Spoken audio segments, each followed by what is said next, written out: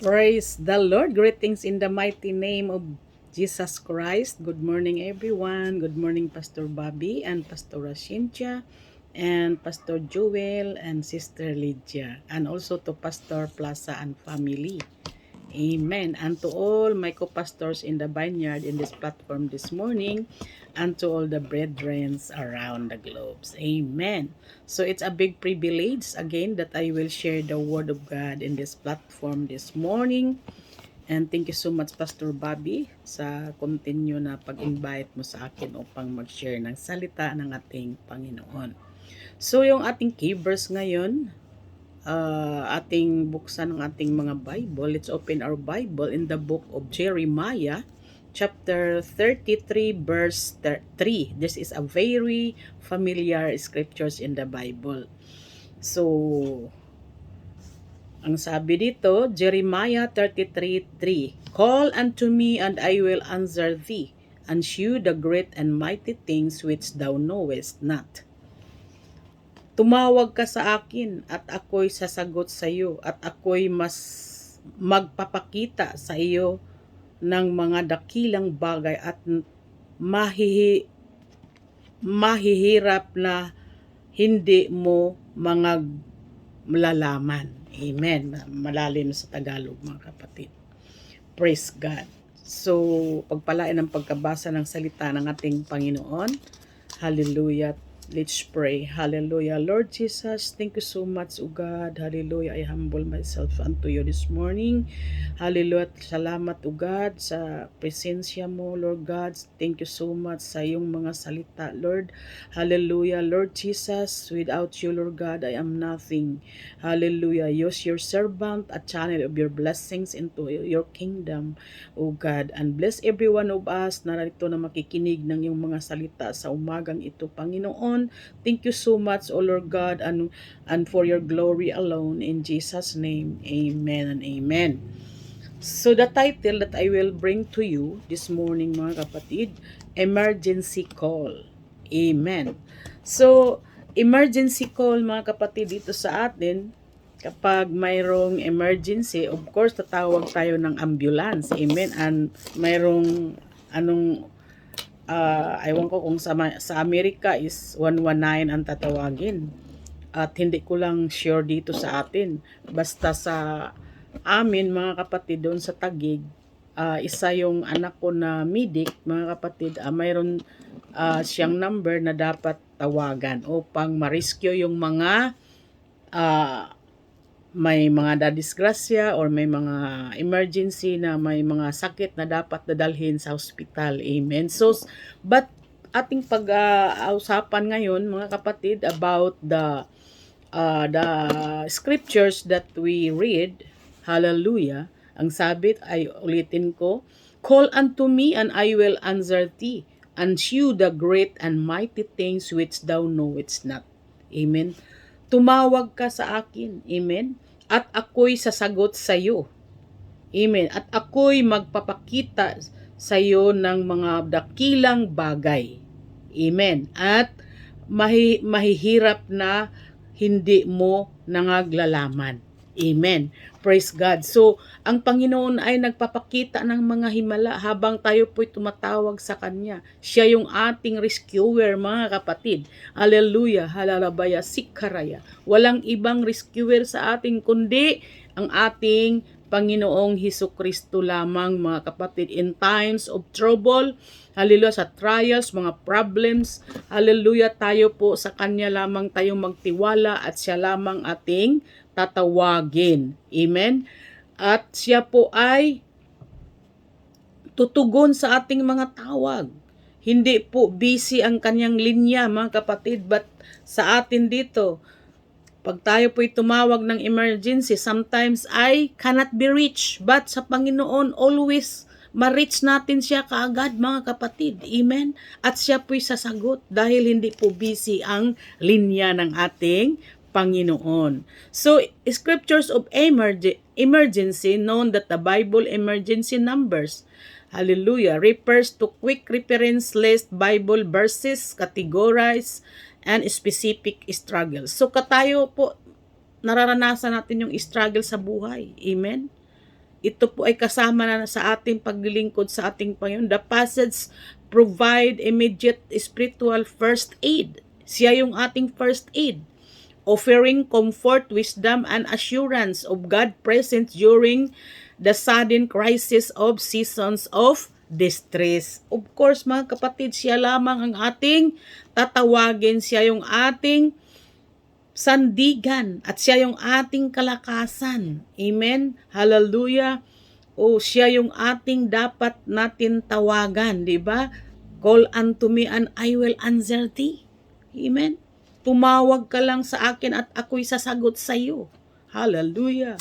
So sa tao tayo tumawag, sometimes hindi natin ma-contact, mga kapatid. Hallelujah. O haraya kikadaya.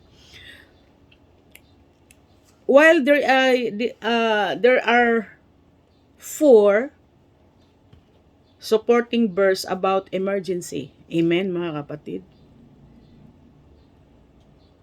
The most powerful, for the most scriptures powerful, mga kapatid. Amen. Number 1, for immediate protection and safety.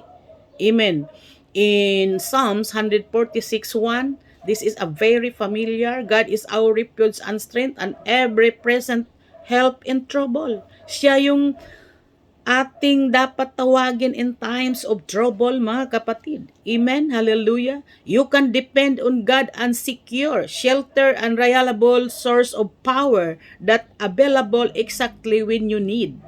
This always available ang ating Panginoon, mga kapatid. Hallelujah. Siya lamang ang ating dapat tawagan in times of problems and troubles. Amen. Hallelujah. He is our strength and ever present help in trouble, mga kapatid. Amen. Even in Psalms chapter 91 verse 15, He will call on me and I will answer him. And I will be with him in trouble. I will rescue him and honor him. Amen. Siya yung ating tatawagan. He will answer us, mga kapatid. He will be with him in trouble. Will rescue him and honor him. Hallelujah, raya sikadaya. Thank you, Jesus. Hindi niya tayo iiwan, mga kapatid, ni pababayaan man. Even in Isaiah chapter 41 verse 10, so do not fear, for I am with you. Do not be dismayed, for I am your God. I will strengthen you and help you. I will uphold you with my righteous right hand. Amen, mga kapatid. Siya yung ating tatawagin. At siya yung ating kalakasan. At siya yung makakatulong sa atin, mga kapatid. Amen. Number 2, for overwhelming anxiety and fear. In times of anxiety and fear. Amen. In Psalm chapter 4 verse 6 down to 7, do not be anxious about anything, but in every situation, by prayer and petition with thanksgiving, present your request. Amen. To God, and the peace of God which transcends all understanding will guard your hearts and your mind. Amen. In Christ Jesus. Amen, mga kapatid. Praise God. Siya yung ating guard sa ating mga puso, sa ating mind. Kaya wag na tayong mag-doubt pa at fully trust tayo sa ating Panginoon.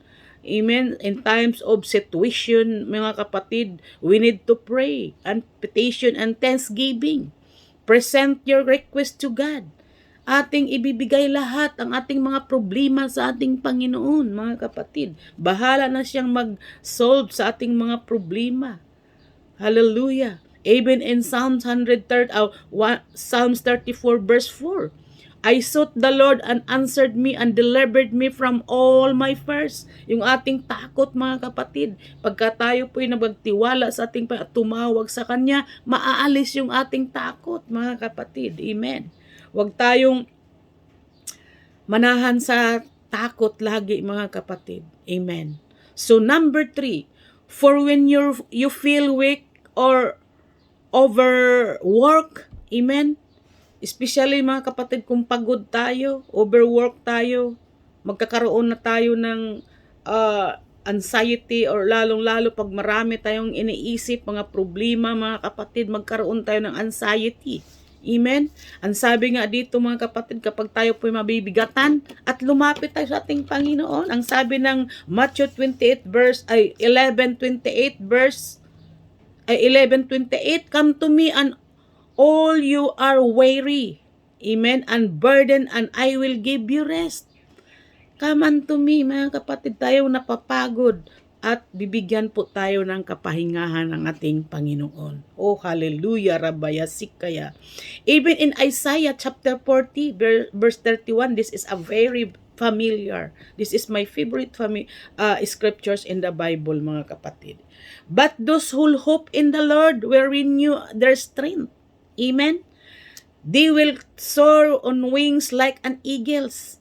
They will run and not grow weary, and they will walk and not be faint. Amen? Like an eagle. In times of storms, darating yung storms, yung typhoon, lalo silang tumataas na lumilipad. Iiwasan nila yung hangin, yung storms, mga kapatid. Amen? So, ganun tayo mga kapatid. Habang tayo po may mga naranasan, mga struggle, storm sa buhay, lalo tayong kakapit sa ating Panginoon. Amen. Hallelujah. So, number 4. For when you are lost or need direction. Amen. Ang ating Panginoon na ang ating direction, mga kapatid. Ang sabi dito sa Proverbs chapter 3 verse 5 and 6, trust in the Lord with all your heart and lean not on your own understanding. In all your ways submit, amen, to Him, and He will make your path straight. Oh, glory to God, Jesus. When faced with predictable, mga kapatid, emergency, you don't have to rely entirely on your own understanding. Amen? Trusting God and lead to clear guidance. Siya yung ating guidance, mga kapatid. Siya yung ating direction. Mangingi tayo ng direction and guidance sa Kanya. In times of troubles, mga kapatid, or problems sa atin, mga kapatid, na maranasan habang tayo po'y naghihintay sa pagbabalik ng ating Panginoon. Of course, marami po tayong maranasan, mga struggle sa buhay. Amen. Praise God. Especially we are living in the last days. Sinishake na tayo, mga kapatid. And there's a lot of signs and wonders. Hindi na natapos-tapos yung earthquake, yung lindol, mga kapatid. That's why lalo pa tayong lumapit sa ating Panginoon. Lalo tayong kakapit sa ating Panginoon, mga kapatid. Hallelujah. Harabaya kikada. So the last verse, mga kapatid, hallelujah, in Proverbs chapter 3 verse 5 and 6, trust in the Lord with all your heart and lean not on your own understanding. In all your ways submit Him, and I will make your path straight. So ito yung the last verse, mga kapatid. In times of emergency, tayo siya lang ating tatawagin, mga kapatid. So tayo, marami po tayong maranasan, distress, mga kapatid. Hallelujah. Especially, mga kapatid, sa financial, grief, physical illness, or are you looking for a specific short prayer or pair with this passage? Manalangin tayo at magbasa lamang tayo ng salita ng ating Panginoon, mga kapatid. At tayo po'y gagaan yung ating mga dinadala sa ating puso, mga kapatid. Amen? Ang Panginoon, siya yung ating rescuer in times of emergency, mga kapatid. Hallelujah. Siya yung ating kalakasan. Siya yung ating, hallelujah, provider. Siya yung ating great physician, mga kapatid. Hallelujah. Lahat ng bagay ay magagawa niya, mga kapatid. Amen? I just want to encourage us. Just strong in our faith. Ang kapit lang tayo sa ating Panginoon. Thank you so much, and God bless us all.